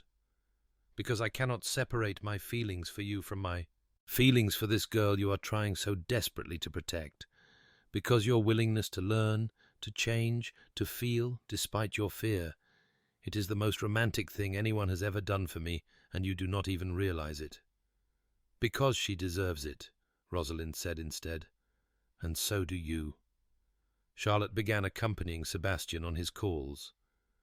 At first she was silent and withdrawn, sitting in the corner of the Blackwood drawing-room while Sebastian and Rosalind made stilted conversation. But gradually, with gentle persistence, Rosalind drew her out. She taught Charlotte to play chess. My grandmother's method, which involves quite a bit of cheating, I warn you. She read aloud from novels while Charlotte embroidered, and Sebastian pretended to review paperwork, but actually listened with poorly concealed fascination. She convinced Charlotte to join her on morning walks in Hyde Park, where they talked about everything and nothing, and Charlotte slowly began to trust that someone cared about more than just managing her. And she watched Sebastian try. He was awkward at it, painfully, endearingly awkward. He would hover in doorways, clearly wanting to participate but uncertain how. He would attempt jokes that fell flat, and then look so genuinely disappointed that Rosalind had to bite her lip to keep from laughing. He would ask Charlotte questions about her day, and then listen with such intense concentration that the poor girl felt like she was being interrogated. But he tried. Every day he tried a little harder, and Charlotte slowly began to respond. "He sat with me last night," Charlotte confided during one of their walks. "During the thunderstorm. I used to be afraid of storms. My mother would always come to my room and tell me stories until they passed. I thought—" Her voice caught. "I thought no one would ever do that again. But there he was, sitting on the edge of my bed, telling me about constellations, of all things. He knows so many facts about stars. It was very dull, actually, but it was—" She trailed off, searching for words. "It was him trying," Rosalind said. "Yes." Charlotte smiled, a real smile that transformed her face. "It was him trying." The weeks blurred together in a haze of courtship calls, stolen glances, and the slow thawing of two hearts. Rosalind watched Sebastian transform from the cold, distant duke into something warmer, still reserved, still cautious, but increasingly willing to let her see behind the armor. He told her about his father's death, the chaos of the inheritance, the years of grinding work to restore the family fortunes. He told her about the loneliness of his position, the exhaustion of always having to be in control, the secret fear that he had sacrificed too much for duty and was no longer capable of anything softer. She told him about her grandmother, about her fear that no one would ever want her for herself, about the sharp tongue she had developed as armor against a world that saw her only as a dowry attached to an acceptable face. They were two people who had built walls, recognizing in each other the architecture of self-protection, and bit by bit, stone by stone, they began to take those walls down. Lady Thornton's masquerade ball arrived at the height of the season, and Rosalind knew before she arrived that something had shifted. The tension between her and Sebastian had reached a breaking point. Every accidental touch sent sparks through her. Every exchange of glances felt weighted with unspoken words. She dressed carefully that evening, choosing a gown of deep amber silk that brought out the gold in her hair. Her mask was delicate, feathered, designed to conceal just enough while revealing everything that mattered. When she arrived at the ball, Sebastian was waiting near the entrance. He was not wearing a mask. "Your Grace," she curtsied, heart pounding, "you seem to have forgotten part of your costume." "I am tired of hiding." His grey eyes burned into hers. "I am tired of costumes and masks and the careful performance that society requires. Tonight, I wish to be only myself." "And who is that?" "A man who has spent the past 2 months falling in love with a woman who terrifies him." He stepped closer, heedless of the crowd swirling around them. "A man who never wanted to feel anything, and who now cannot imagine feeling nothing ever again. A man who—" Sebastian. His name escaped her like a breath, like a prayer. "Dance with me." He held out his hand. "Dance with me, Rosalind, and then let me say what I have been trying to say for weeks." The waltz that followed was nothing like her dance with Lord Chester at the start of the season. This was movement as conversation, as connection, as the physical expression of everything they had not yet put into words. Sebastian's hand at her waist burned through the fabric of her gown. Her fingers trembled where they rested on his shoulder. "I practiced this," he murmured, his lips close to her ear. "I actually hired a dancing master and practiced, because I wanted to be good enough. For you. You are." She could barely breathe. "You are good enough. You are." The music swelled, and he pulled her closer than propriety allowed, and she did not care. She did not care about the scandalized whispers, the pointed stares, the furious fanning of society matrons who would discuss this moment for weeks. She cared only about the man in her arms, the one who had learned to bring her wildflowers and listen to a grieving girl and try despite his fear. When the waltz ended, he did not release her. Instead, in the middle of the ballroom, surrounded by hundreds of witnesses, the Duke of Thornfield went down on one knee. "Miss Blackwood," his voice carried clearly across the suddenly silent room, "Rosalind, I have spent my life believing that love was a weakness, that feeling deeply was a danger to be avoided. You have shown me how wrong I was. You have challenged me, infuriated me, humiliated me, and, in the process, you have undone every defense I ever built." She was trembling. She was openly trembling before all of London, and she could not bring herself to care. "I cannot promise I will be perfect," he continued. "I will still try to manage things that cannot be managed. I will still retreat into strategy when I am frightened. I will still—" his voice cracked slightly. "I will still struggle to feel things the way normal people feel them. But I can promise that I will try. Every day I will try to be worthy of you, if you will have me." The words hung in the air, and Rosalind opened her mouth to answer, "Enough of this charade." The Dowager Duchess's voice cut through the silence like a blade. She stepped forward from the crowd, her face twisted with cold fury. "I have tolerated this courtship because I believed my nephew would come to his senses, but I see now that stronger measures are required." She turned to face the assembled guests, her voice carrying across the ballroom. "Before the Duke makes a fool of himself further, the Tun should know the truth about Miss Blackwood's circumstances. Aunt," Sebastian rose, his voice dangerous, "be very careful. Her father's shipping business has failed." The Dowager continued as though he had not spoken. "His ships were lost at sea 3 weeks ago. The Blackwood fortune is destroyed. The dowry that made Miss Blackwood barely acceptable as a match for my nephew no longer exists." Gasps rippled through the crowd. Rosalind felt the blood drain from her face. "She is penniless," the Dowager continued, satisfaction dripping from every word. "A merchant's daughter without even a merchant's fortune to recommend her. Whatever understanding may have existed between her and my nephew is now clearly impossible. The Duke of Thornfield cannot marry a nobody." Sebastian's face had gone pale with fury. "This is not your decision to make." "It is done, Sebastian. I made certain of it. The rumors have already spread. By morning, all of London will know that Miss Blackwood is a fortune hunter who managed to trap your attention before her family's ruin became public." The Dowager smiled coldly. "The best thing you can do for both your reputations is to end this farce immediately." Rosalind could not breathe. She looked at Sebastian, searching his face for what? Confirmation? Denial?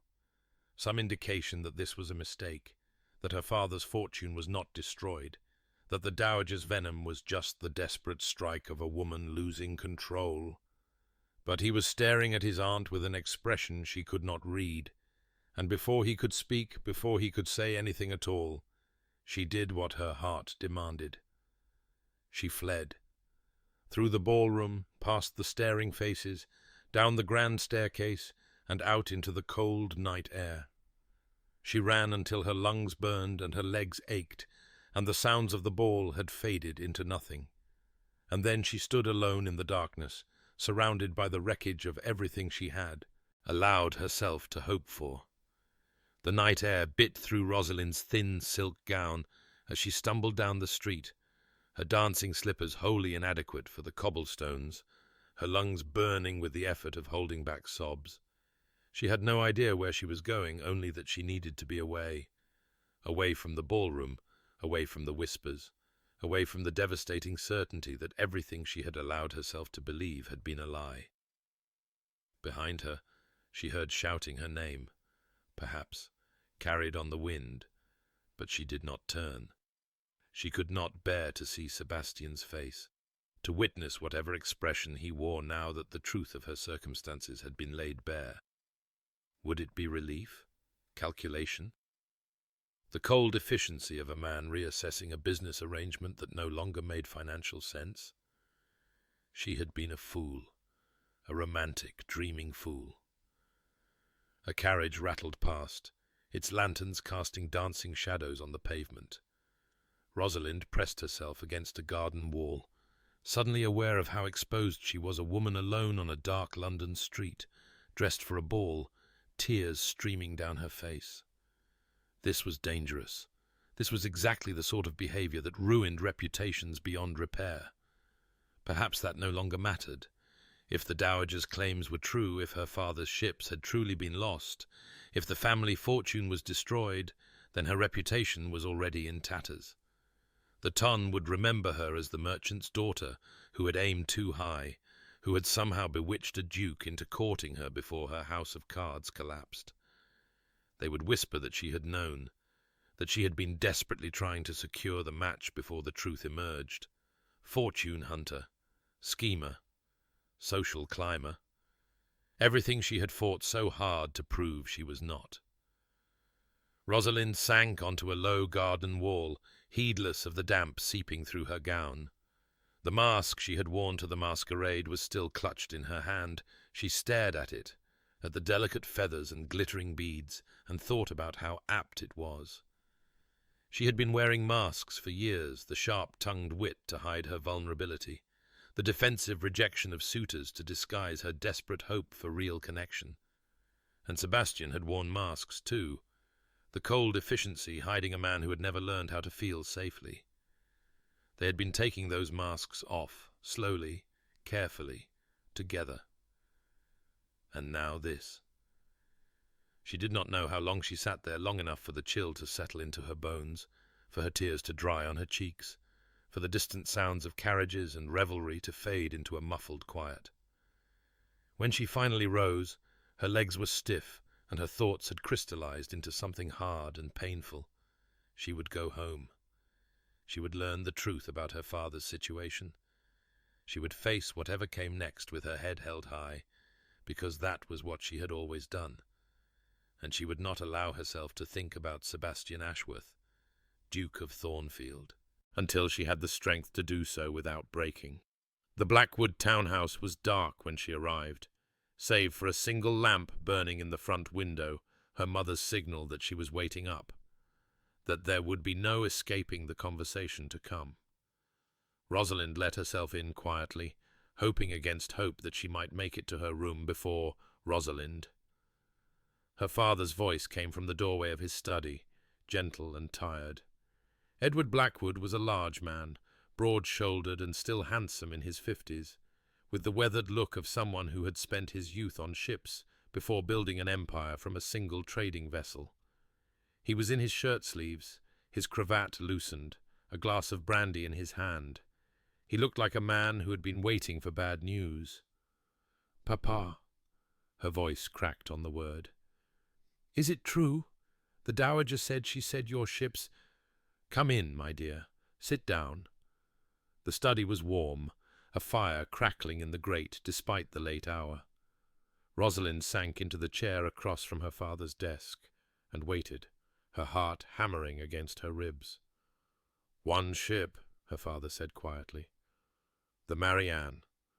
She went down in a storm off the Portuguese coast 3 weeks ago. The cargo was lost, and we took a significant financial hit. But the dowager said she said the fortune was destroyed. The Dowager Duchess is a woman who shapes truth to serve her purposes." Edward Blackwood's voice hardened. "The loss of the Marianne is serious, but not catastrophic. It will require us to tighten our belts for a year or two, cancel some planned expansions, perhaps sell the country house. But we are far from ruined. Relief flooded through Rosalind, so intense it left her dizzy. Then why would she say, because she wanted to break your attachment to her nephew? Her father took a long sip of brandy. She came to see me yesterday, you know, offered me a substantial sum to convince you to end the courtship. When I refused, she made it clear she would take matters into her own hands. She tried to bribe you? She tried to buy you off. There is a difference, though I confess I'm too tired to pass it at the moment. He set down his glass and looked at her with the keen, assessing gaze that had built an empire from nothing. The question now is, what do you want? Rosalind stared at him. What do I want? The Duke. This courtship. This path you have been walking these past months. He leaned forward. I have watched you change, Rosalind. I have watched you soften in ways I had begun to fear you never would. You smile more. You laugh more. You speak of the future with something other than resignation. He paused. Do you love him? The question hung in the air, stark and impossible to evade. I do not know, she whispered. I thought I was beginning to.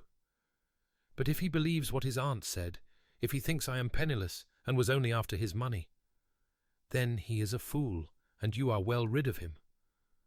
But what if— She stopped, forcing herself to confront the fear she had been avoiding. What if it was all strategy? What if the courtship was just another negotiation, another transaction, and the moment the terms changed, a commotion in the hallway cut her off. Raised voices, her mother's sharp tones, and beneath them a deeper voice that made Rosalind's heart stop entirely. I do not care if it is past midnight, madam. I do not care if Miss Blackwood is indisposed. I will see her now, or I will stand on your doorstep until morning, and you may explain to the neighbours why the Duke of Thornfield has taken up residence on your front steps. The study door burst open, and Sebastian stood in the doorway. He was dishevelled, cravat askew, coat unbuttoned, hair falling across his forehead, as though he had been running his hands through it repeatedly. His grey eyes were wild, frantic, utterly unlike the controlled man she had come to know. Rosalind. Her name was a ragged breath. Thank God. I have been searching half of London. I thought something had happened to you. Your Grace. Her father rose, his voice carefully neutral. Perhaps you would care to explain why you are bursting into my home in the middle of the night. Sebastian did not even glance at him.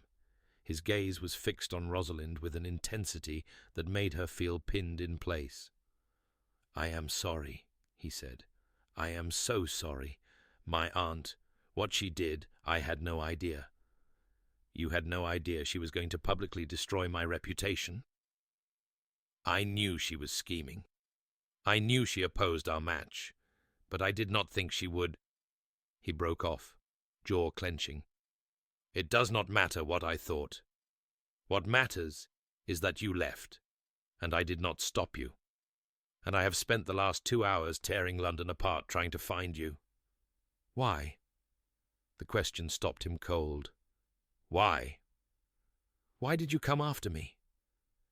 Rosalind rose from her chair, surprised to find that her legs held steady beneath her. The Dowager told the entire ton that I am penniless. Whether or not it is true, and for the record, it is not, though you might have thought to ask before assuming the damage is done. Everyone believes I am a fortune hunter who ensnared you before my family's ruin became public. The scandal will follow us both. The rational thing, the strategic thing, would be to accept the broken engagement and move forward. There is no engagement to break. His voice was rough. I never finished proposing. You fled before I could— Before you could what? Calculate whether a merchant's daughter without a fortune was still worth the investment. Something cracked in his expression, a breaking open of all the walls he had so carefully maintained. "Before I could tell you that I love you." The words fell into the silence like stones into still water. "I love you," he repeated, as though the first time had not been quite enough. "Not your dowry, not your family connections, not your qualifications as a potential duchess. You, the woman who laughed at me in front of 500 people. The woman who demanded I prove myself worthy of her. The woman who taught a grieving child to trust again, and in the process taught me that feeling was not weakness." He crossed the room in 3 strides and caught her hands in his, heedless of her father watching from the corner. "I spent a decade building walls against love because I saw what it did to my father. I convinced myself that control was safety, that efficiency was strength, that keeping everyone at arm's length was the only way to protect myself and those who depended on me." His grip tightened. "You made me want to tear those walls down. You made me want to be vulnerable, to feel, to risk everything for the chance of something real. Sebastian, let me finish. Please." He took a shaking breath. "When my aunt made her announcement, my first thought was not about your fortune. It was not about scandal or strategy or what society would say. My first thought was that you would think I had changed my mind, that you would believe the worst of me, that you would run, and I would never get the chance to tell you." His voice broke. "To tell you that you are the most terrifying thing that has ever happened to me, and I would not change a moment of it. To tell you that I want to build a life with you, not a transaction, not a partnership of convenience, but a life, with laughter and arguments and wildflowers, and everything I never let myself want." Rosalind's eyes were burning. Her heart was racing. Every defense she had ever built was crumbling around her.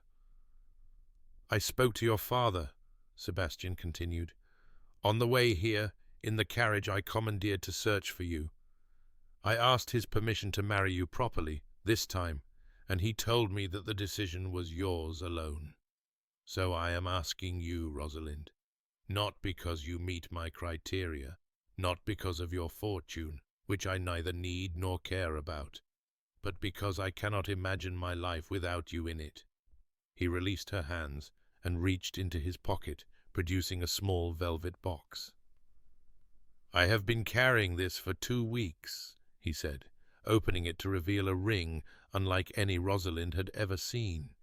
Not a diamond, but a delicate cluster of colored stones in the shapes of flowers. The jeweler thought I was mad. He kept showing me traditional settings, conventional gems. I told him I needed something that captured the spirit of a woman who preferred wildflowers to roses." Rosalind stared at the ring, at the tiny sapphire bluebells and amethyst violets, at the obvious thought and care that had gone into its creation. "Sebastian," her voice was barely a whisper, "marry me." He went down on one knee, right there in her father's study, his grey eyes bright with hope and terror in equal measure. "Marry me, Rosalind, not for convenience or strategy or any of the reasons I once thought mattered. Marry me because I love you, and I believe you might love me too, and I want to spend the rest of my life proving myself worthy of that love." For a long moment, Rosalind did not speak. She looked at this man, this proud, guarded, infuriating man, kneeling before her with his heart laid bare. She thought about the walls they had both built, the fears they had both carried, the slow and terrifying process of letting someone in. She thought about wildflowers and Charlotte and late-night conversations, and the way he looked at her as though she were the answer to a question he had never known to ask. "Yes," she said. The word hung in the air for one perfect, crystalline moment. "Yes," she repeated, stronger now. "You impossible, infuriating, wonderful man. Yes, I will marry you." Sebastian's face transformed. The hope ignited into joy, and for the first time since she had known him, she saw him smile. Truly smile, without reservation or calculation, or the careful control that usually governed his expressions. He slid the ring onto her finger, then rose and pulled her into his arms. "I should warn you," he murmured against her hair. "I am still going to be terrible at this. I will still try to manage things that cannot be managed. I will still retreat into strategy when I am frightened. I will still... I know." She pulled back to look at him, her hands resting on his chest, feeling his heart pound beneath her palms. "And I will still challenge you and infuriate you and refuse to let you hide behind your walls. We will be terrible at this together, and we will learn together, and it will be messy and imperfect and absolutely worth it." "Together," he repeated, as though the word itself were a revelation. "Together." Behind them, Edward Blackwood cleared his throat. "I do not mean to interrupt," he said, though his eyes were suspiciously bright. "But perhaps this conversation might be continued somewhere other than my study. Your mother, I fear, is about to have hysterics in the hallway, and I believe congratulations are in order." The next hours were a blur of tears and laughter, and Mrs. Blackwood's extremely loud opinions about wedding planning. Rosalind's sisters were roused from their beds to receive the news. Clara wept and hugged her. Beatrice demanded to know if she could be a bridesmaid. Little Margaret asked solemnly if the Duke would teach her to ride horses. Sebastian bore it all with remarkable patience, answering Margaret's questions with grave seriousness, and promising Beatrice a significant role in the wedding party. When Mrs. Blackwood finally allowed them a moment alone, chaperoned, of course, by Clara dozing in the corner, he caught Rosalind's hand and pressed a kiss to her knuckles. "My aunt will not accept this gracefully." "I did not expect her to. She may make things difficult. She has influence, and she is not above using it. Then we will face her together."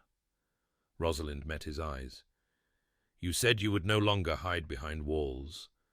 This is what that looks like, confronting the people who would keep you isolated and afraid." "I know." He paused. "I went to her first, before I came to find you. I told her that if she ever moved against you or your family again, I would use every ounce of influence I possess to destroy her socially. I would cut off her allowance, bar her from Thornfield properties, and make it publicly known that her claims about your family were deliberate lies." Rosalind stared at him. "You threatened your own aunt?" "I protected my future wife." His voice was hard. "She needed to understand that her position in my household is contingent on her behavior, and that I will not tolerate any further attempts to manipulate my life or hurt the people I love." "Sebastian." Rosalind did not know whether to be touched or horrified. "She will retire to the country estate," he continued. "She has already agreed. I suspect she will eventually reconcile herself to the situation. She is pragmatic, if nothing else, but until then, she will not trouble us." "Just like that?" "Just like that." He lifted her hand and kissed her palm, his lips warm against her skin. "I told you I would learn to protect what matters. You matter, Rosalind. More than duty, more than reputation, more than anything I once thought was important." She leaned forward and kissed him properly, fully, with none of the propriety that had governed their courtship. He made a soft sound of surprise, and then responded in kind, one hand cupping her face, while the other drew her closer. When they finally broke apart, both breathing unsteadily, Clara was pointedly looking at the ceiling. "Perhaps," Rosalind managed, "we should return to discussing wedding dates." The smile Sebastian gave her was the most beautiful thing she had ever seen. They married 6 weeks later, in a quiet ceremony attended only by those who truly mattered the Blackwood family. Charlotte, a handful of genuine friends from both their circles. There was no grand society wedding, no hundreds of guests gathered to witness the union of the Duke of Thornfield and the merchant's daughter. There was only a small country church, sunlight streaming through ancient windows, and two people pledging themselves to each other with open hearts. Rosalind wore a gown of ivory silk, simple and elegant, with wild flowers woven through her hair instead of the traditional orange blossoms. Charlotte stood beside her as bridesmaid, glowing with a happiness that would have been unthinkable a few months before.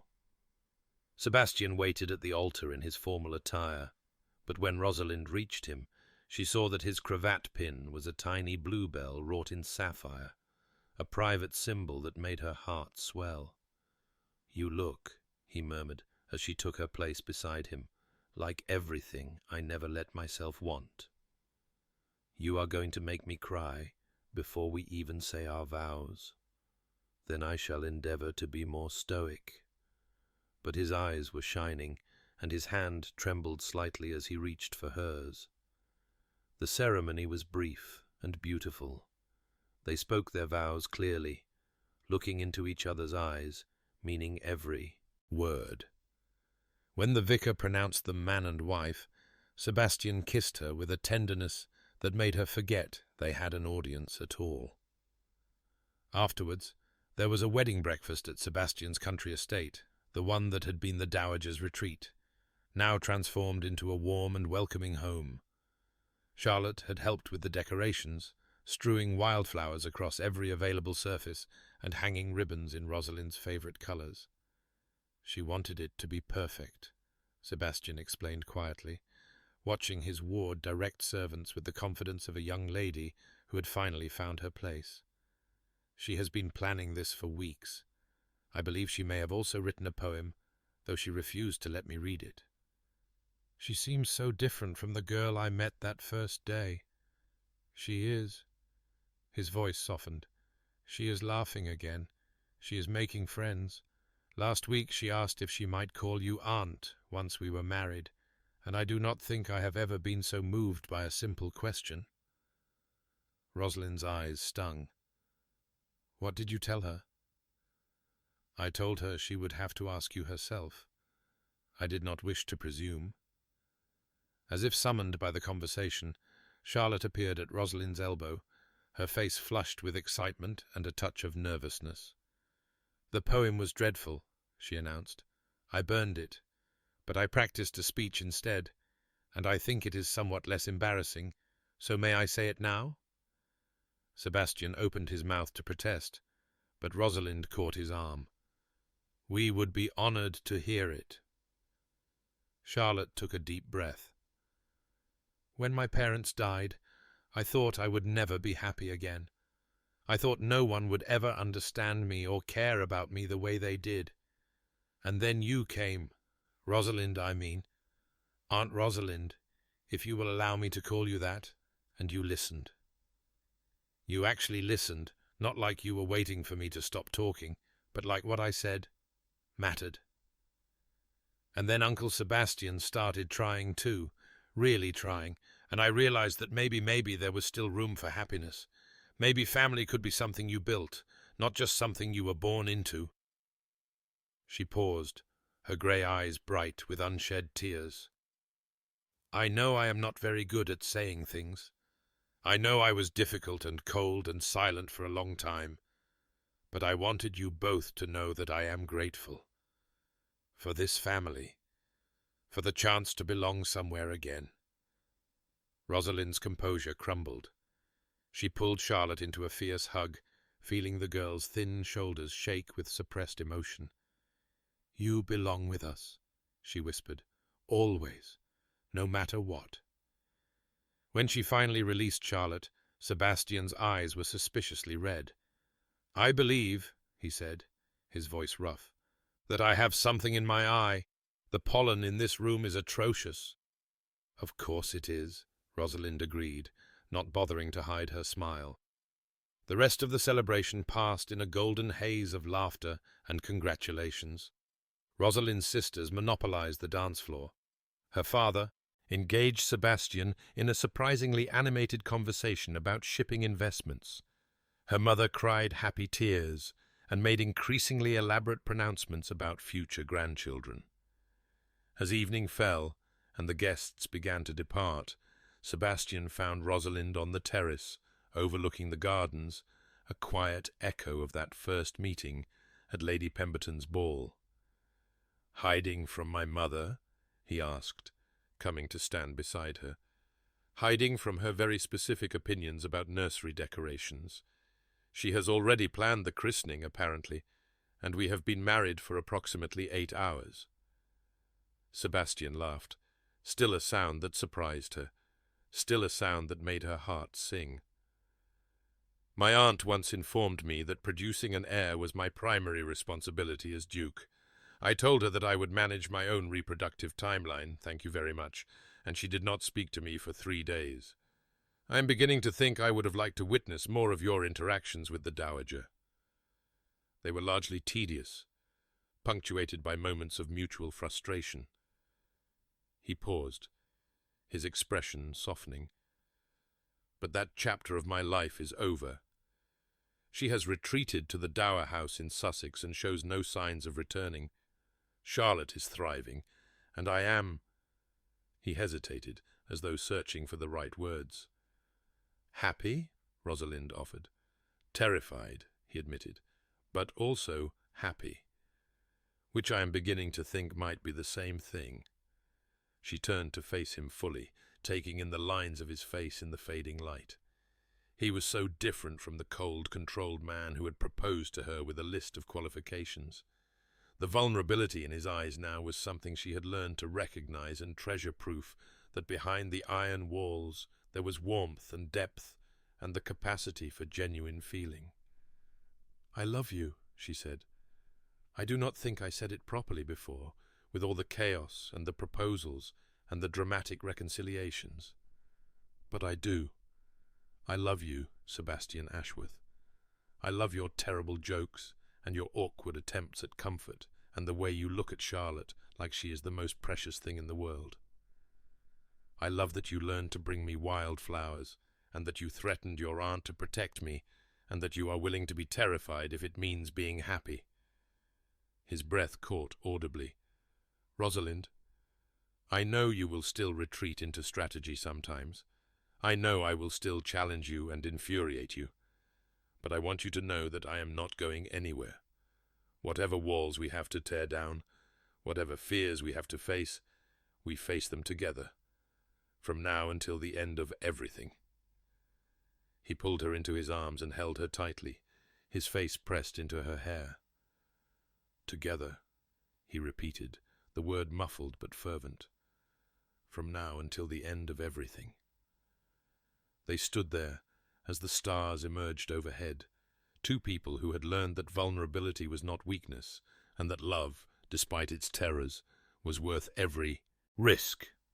8 years later, on a warm spring evening, Rosalind stood at the edge of Lady Pemberton's ballroom and watched her husband attempt to corral their children.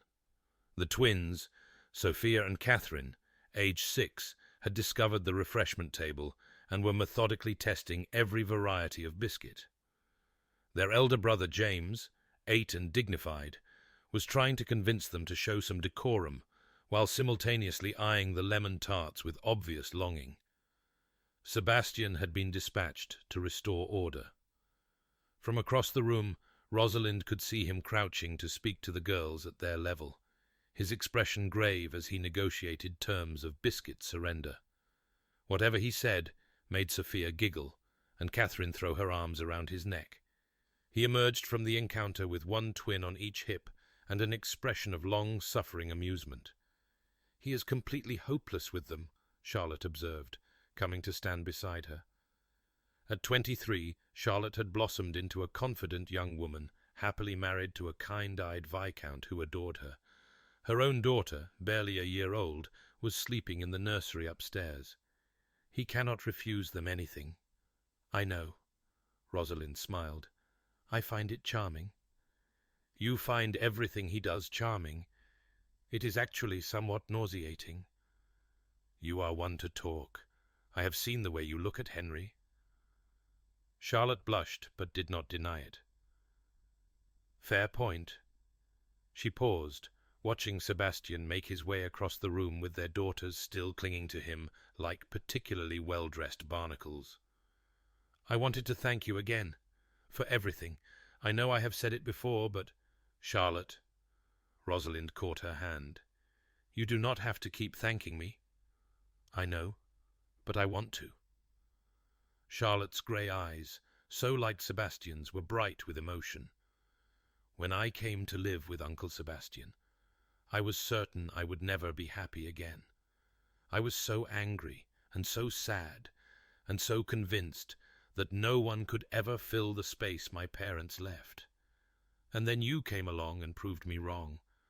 Not by trying to replace them, you never did that, but by showing me that there was still room in my life for love, for family, for hope." Rosalind's throat tightened. "You showed yourself that, my dear. I merely helped you see it." "You are too modest." Charlotte squeezed her hand.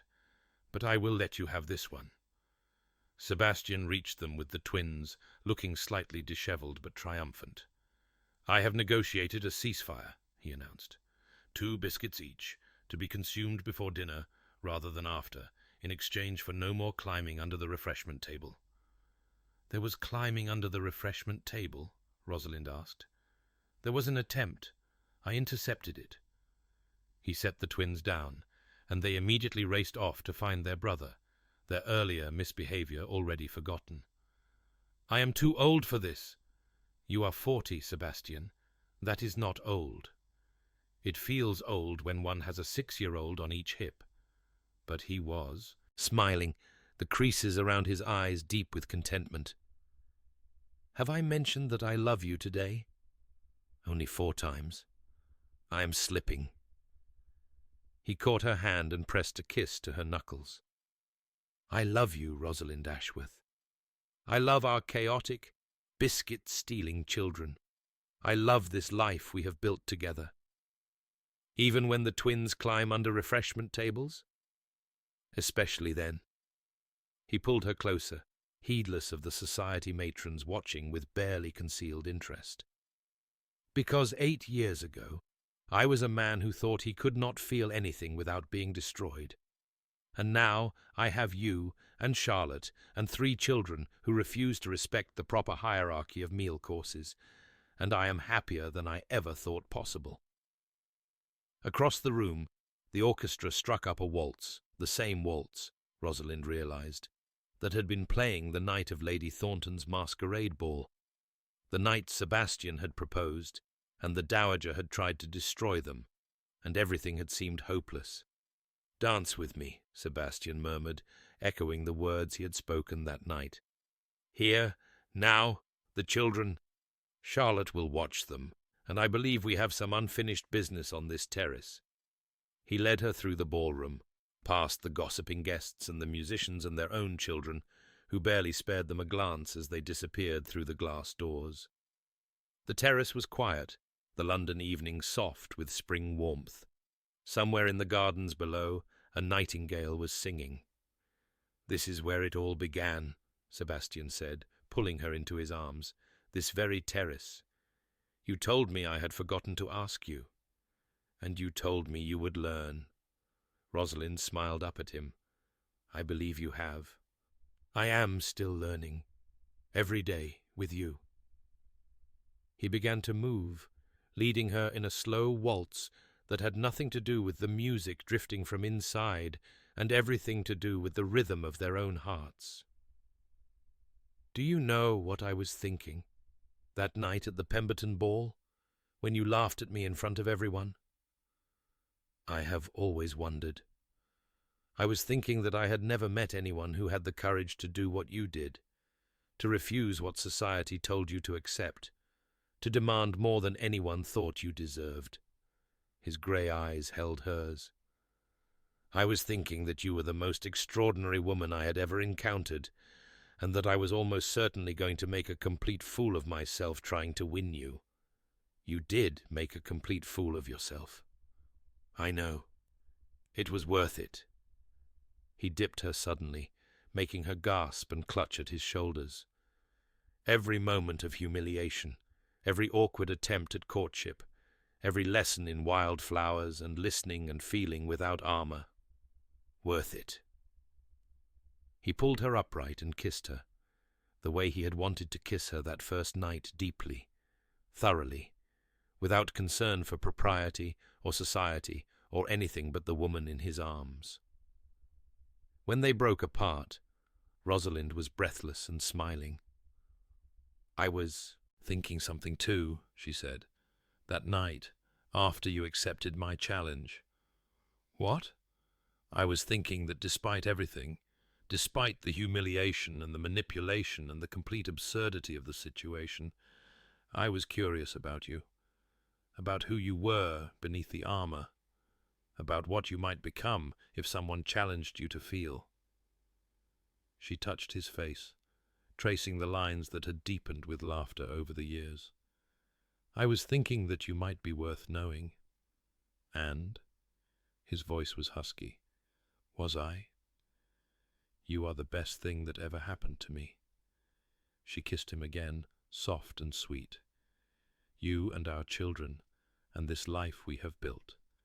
Every argument, every challenge, every moment of messy, imperfect love, I would not trade a second of it."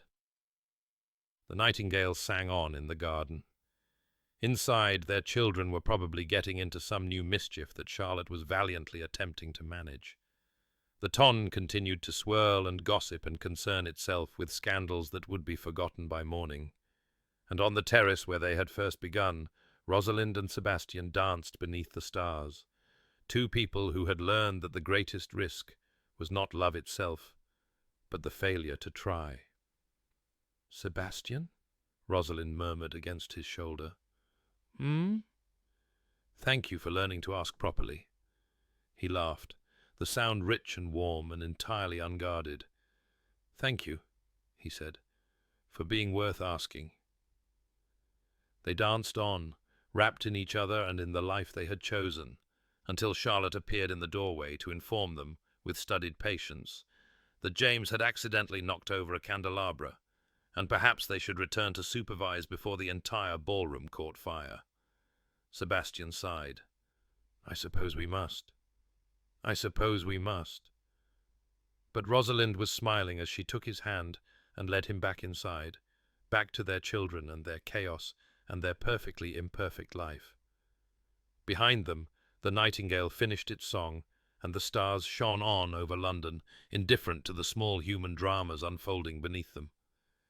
But in the Thornfield carriage an hour later, crammed with 3 sleeping children and 1 exhausted husband, Rosalind found herself thinking that the stars were wrong to be indifferent, because love, real love, hard-won love, love that had been tested and challenged and proven true, was the most extraordinary thing the universe had ever created, and she was lucky enough to have found it.